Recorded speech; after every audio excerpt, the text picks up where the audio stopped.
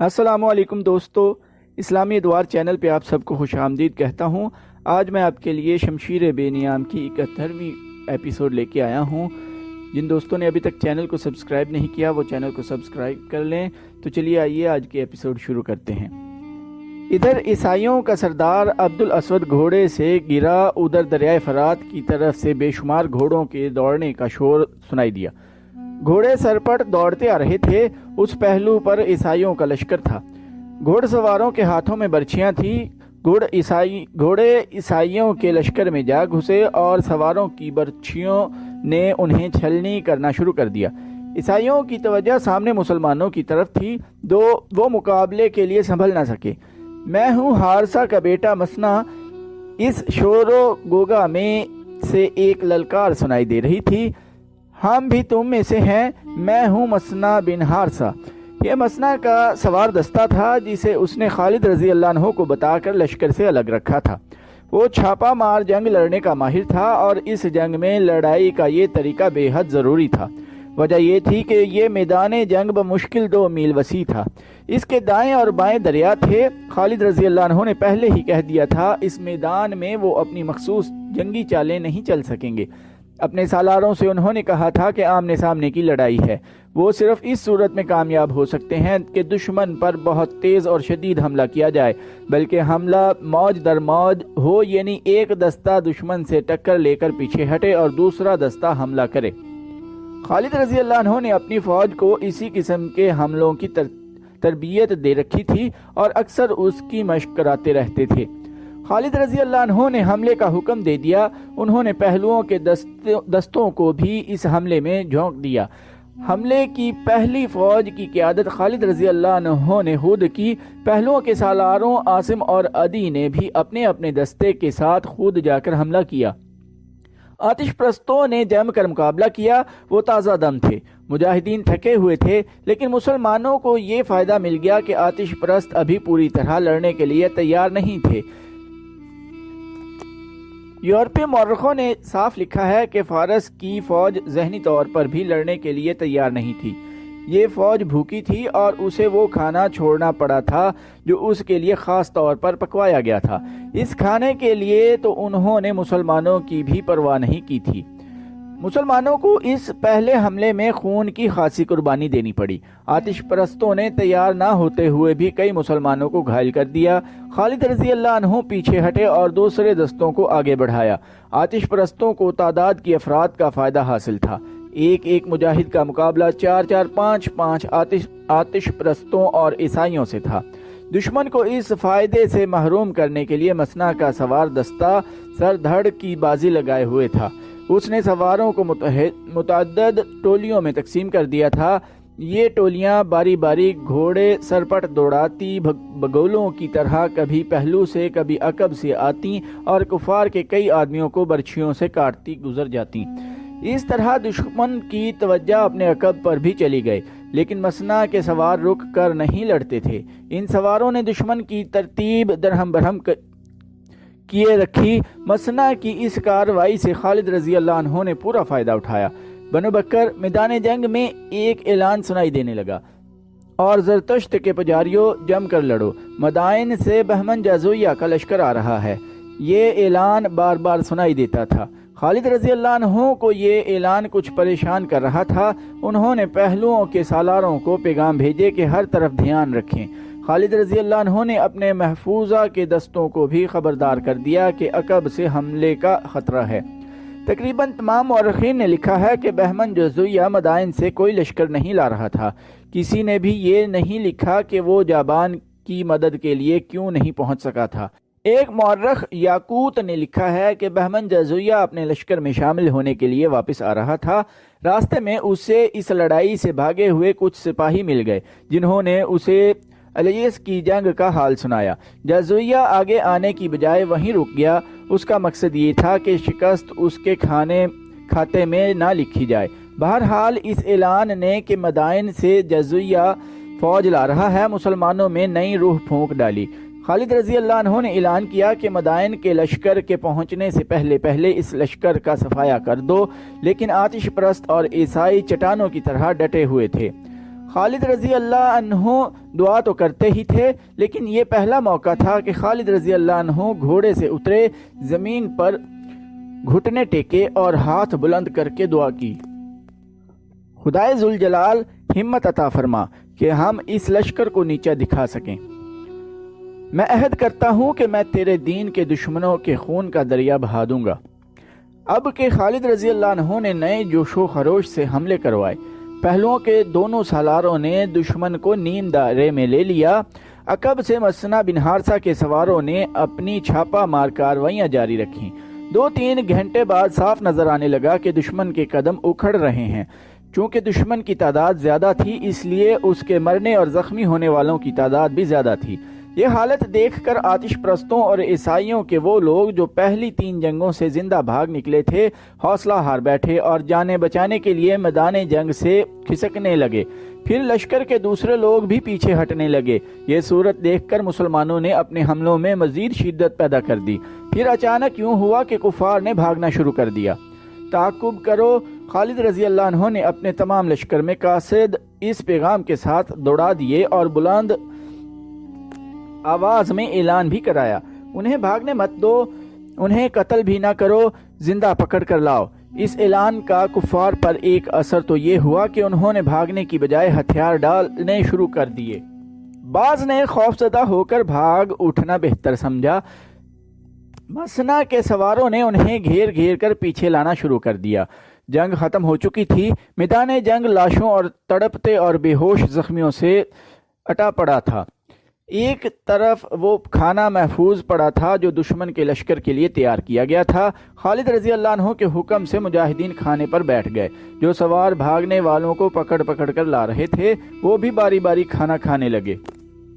خالد رضی اللہ عنہ نے مجاہدین سے کہا، اللہ نے یہ کھانا تمہارے لیے تیار کرایا تھا، اطمینان سے کھاؤ۔ مسلمان مختلف کھانے دیکھ دیکھ کر حیران ہو رہے تھے۔ انہوں نے ایسے کھانے پہلے کبھی دیکھے ہی نہیں تھے۔ وہ جو کی روٹی، اونٹنی کا دودھ اور کھجوریں کھانے والے لوگ تھے۔ مورخوں نے لکھا ہے کہ دشمن کے جن آدمیوں کو زندہ پکڑ کر لایا جا رہا تھا، انہیں خالد رضی اللہ عنہ کے حکم سے خصیف کے کنارے لے جاتے اور ان کے سر اس طرح کاٹ دیے جاتے کہ سر دریا میں گرتے تھے۔ ان کے دھڑ اس طرح کنارے پر پھینکے جاتے کہ ان کا خون دریا میں جاتا تھا۔ اس طرح قتل ہونے والوں کی تعداد ہزاروں کے حساب سے تھی۔ غیر مسلم مورخوں اور مبصروں نے خالد رضی اللہ عنہ کے اس حکم کو ظالمانہ فعل کہا ہے، لیکن خالد رضی اللہ عنہ کہتے تھے کہ انہوں نے خدا سے عہد کیا تھا وہ کفار کے خون کا دریا بہا دیں گے۔ دریا کے اوپر بند بندھا ہوا تھا جس نے دریا کا پانی روکا ہوا تھا، اس لیے خون دریا میں جمتا جا رہا تھا۔ کسی نے خالد رضی اللہ عنہ کو مشورہ دیا کہ خون کا دریا صرف اس صورت میں بہے گا کہ بند کھول دیا جائے۔ چنانچہ بند کھول دیا گیا۔ جب اتنا زیادہ خون پانی میں ملا تو پانی سرخ ہو گیا اور خون کا دریا بہنے لگا۔ اسی لیے تاریخ میں اس دریا کو دریائے خون لکھا گیا ہے۔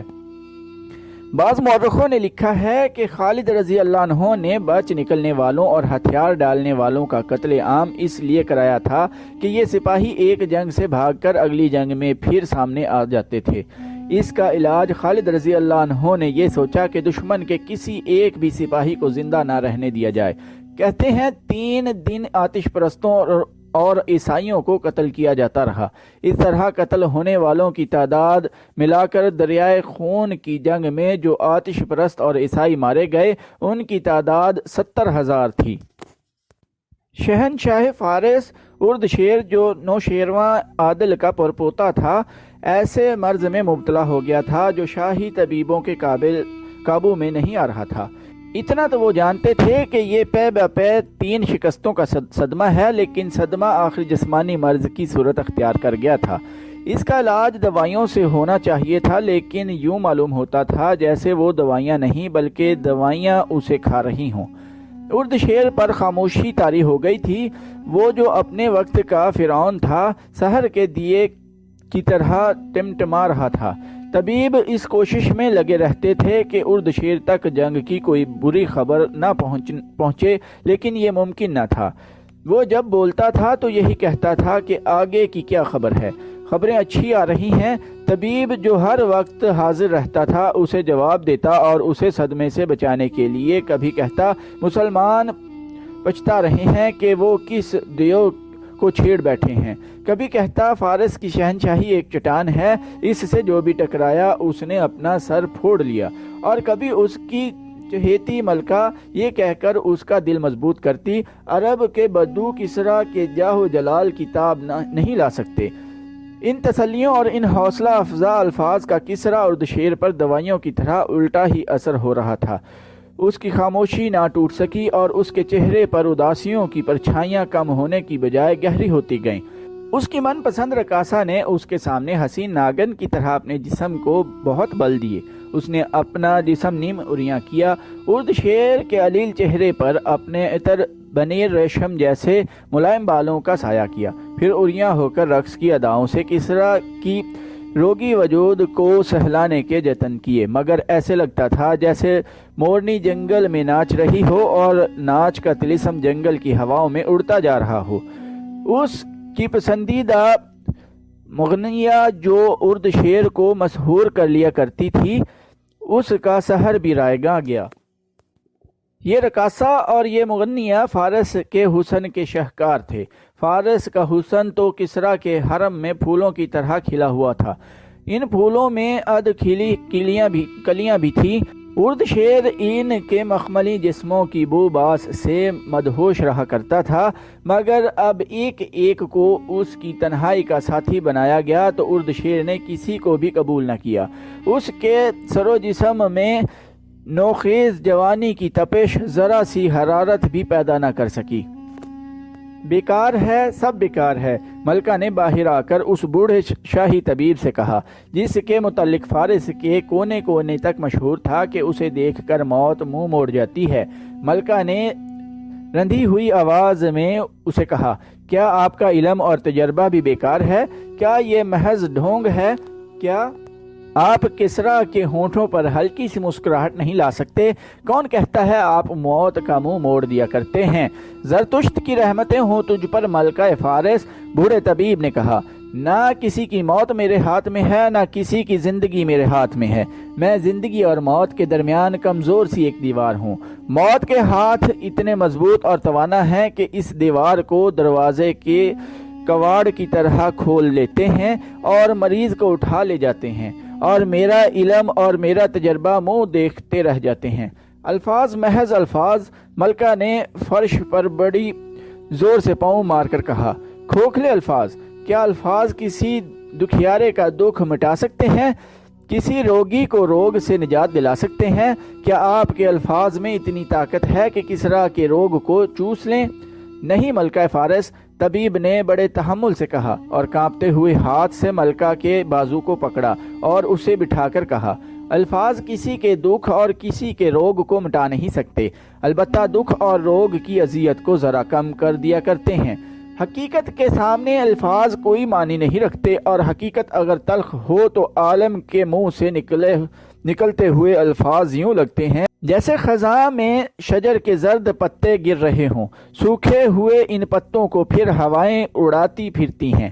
ہم کسریٰ کو حقیقت سے بے خبر رکھ رہے ہیں، ملکہ نے کہا۔ میں انہیں رقص و نغمہ سے بہلانے کی کب تک؟ بوڑھے طبیب نے کہا۔ ملکہ کسریٰ، تم کسریٰ سے اس حقیقت کو کب تک چھپائے رکھو گی؟ یہ رقص اور یہ نغمے اور یہ مخمل جیسے نرم و ملائم اور نوخیز جسم کسریٰ اردشیر کا دل نہیں بہلا سکتے۔ اگر کسریٰ صرف شہنشاہ ہوتے تو وہ اپنے آپ کو بڑے حسین فریب دے سکتے تھے، فرار کے بڑے دلکش راستے اختیار کر سکتے تھے، لیکن وہ جنگجو بھی ہیں۔ ان کے گھوڑے کے سموں نے زمین کے تختے کو ہلا ڈالا تھا۔ فارس کی اتنی وسیع شہنشاہی کسریٰ کے زور بازو کا حاصل ہے۔ اس شہنشاہی کو انہوں نے رومیوں کی طاقتور فوج سے بچایا ہے۔ کسریٰ نے لڑائیاں لڑی ہیں، بڑے خون ریز مار کے لڑے ہیں۔ اب وہ جنگجو اردشیر بیدار ہو گیا ہے۔ اب رقص و نغمہ اور یہ طلسماتی جوانیاں ان پر الٹا اثر کر رہی ہیں۔ اب وہ کسی رقاصہ اور کسی مغنیہ کو نہیں، ہرمز کو بلاتے ہیں، اندر زگر کی پوچھتے ہیں، بہمن جزویہ اور انوشجان کو پکارتے ہیں، کہاں ہیں ان کے یہ سالار، تم انہیں کیا دھوکہ دو گی؟ کچھ نہیں، ملکہ نے آہ بھر کر کہا، کچھ بھی نہیں، آپ ٹھیک کہتے ہیں، لیکن کچھ تو بتائیں، میں کچھ نہیں سمجھ سکتی۔ کیا آپ ان مسلمانوں کو جانتے ہیں؟ یہاں چند عیسائی آئے تھے، وہ کہتے ہیں کہ مسلمانوں میں کوئی پراسرار طاقت ہے جس کا مقابلہ کوئی نہیں کر سکتا، اور میں نے دیکھا ہے کہ دجلہ اور فرات کے درمیانی علاقے میں ہم نے جن مسلمانوں کو آباد کر کے انہیں اپنا غلام بنا رکھا تھا اور جنہیں ہم کیڑوں مکوڑوں سے بڑھ کر کچھ نہیں سمجھتے تھے، وہی مدینہ والوں کا بازو بن گئے ہیں، اور ہمارا لشکر ان کے آگے بھاگا بھاگا پھر رہا ہے۔ یہ عقیدے کی طاقت ہے، ملکہ فارس، طبیب نے کہا۔ تو کیا ان کا عقیدہ سچا ہے؟ نہیں ملکہ فارس، بوڑھے طبیب نے کہا، ایک بات کہوں گا جو شاید تمہیں اچھی نہ لگے۔ مسلمانوں کا عقیدہ یہ ہے کہ بادشاہی صرف اللہ کی ہے اور بندے اس کے حکم کے پابند ہیں، اور وہ کہتے ہیں کہ اس اللہ کے سوا کوئی معبود نہیں۔ کیا تم اس راز کو سمجھی ہو ملکہ کسریٰ؟ نہیں بزرگ طبیب، ملکہ نے جواب دیا، میں نہیں سمجھ سکی۔ بادشاہی تو ایک خاندان اور اس کے ایک فرد کی ہوتی ہے، اس کا انجام تم دیکھ رہی ہو ملکہ کسریٰ، طبیب نے کہا۔ آج وہ ایک انسان جو اپنے آپ کو انسانوں کا شہنشاہ سمجھتا ہے، بے بس اور مجبور اندر پڑا ہے اور اپنی بادشاہی کو بچا نہیں سکتا۔ اس کا لشکر پسپا ہوتا چلا آ رہا ہے۔ ان سپاہیوں کو کیا پڑی ہے کہ وہ ایک خاندان اور ایک انسان کی شہنشاہی کی خاطر اپنی جانیں دیں؟ وہ جو ہزاروں کی تعداد میں مر رہے ہیں، وہ بھاگتے ہوئے مر رہے ہیں۔ وہ جب دیکھتے ہیں کہ مال غنیمت تو ہے ہی نہیں، پھر کیوں لڑیں؟ وہ تمہارے خزانے سے ماہانہ وصول کرنے کے لیے زندہ رہنا چاہتے ہیں۔ اور مسلمان طبیب نے کہا، مسلمان کسی ایک انسان کے آگے جواب دہ نہیں، وہ اللہ کی خوشنویدی کے لیے لڑتے ہیں اور اپنے امیر کا حکم مانتے ہیں۔ یہی وجہ ہے کہ وہ اتنی کم تعداد میں بھی طوفان کی طرح بڑھتے آ رہے ہیں۔ ملکہ فارس، عقیدہ اپنا اپنا اور مذہب اپنا اپنا ہوتا ہے۔ میں علم اور تجربے کی بات کرتا ہوں۔ جب ایک خاندان اور ایک انسان اپنے آپ کو شہنشاہ بنا لیتا ہے اور انسانوں کو انسان سمجھنا چھوڑ دیتا ہے، تو ایک دن آتا ہے کہ وہ اپنے ساتھ اپنی فوج کو بھی اور اپنی رعایا کو بھی تباہی کے گڑھے میں پھینک دیتا ہے۔ میں نہیں سمجھ سکتی، ملکہ نے کہا، میں سمجھنا نہیں چاہتی، میں صرف یہ چاہتی ہوں کہ کسریٰ صحتیاب ہو جائے۔ کچھ کرو بزرگ طبیب، کچھ کرو۔ کچھ نہیں ہو سکتا ہے ملکہ فارس، طبیب نے کہا، کچھ نہیں ہو سکتا، صرف یہ خبر لے آؤ کہ مسلمانوں کو فارس کی سرحد سے نکال دیا گیا ہے، یا خالد رضی اللہ عنہ بن ولید کو زنجیروں میں باندھ کر کسریٰ کے دربار میں لے آؤ تو کسریٰ اٹھ کھڑے ہوں گے۔ ایسی خبر کہاں سے لاؤں؟ ملکہ نے رنجیدہ اور شکست خوردہ لہجے میں کہا، مدینہ کے اس سالار کو کیسے زنجیروں میں باندھ کر لے آؤں؟ اگر میرے سالار شکست کھا کر زندہ آ جاتے تو میں ان کی ٹانگیں زمین میں گاڑ کر ان پر کتے چھوڑ دیتی۔ وہ سر جھکائے ہوئے چل پڑی۔ تو دوستو، آج کی ایپیسوڈ ادھر ہی ختم کرتے ہیں۔ چینل کو سبسکرائب کرنا نہ بھولیے گا۔ ٹائم دینے کے لیے شکریہ۔ اللہ حافظ۔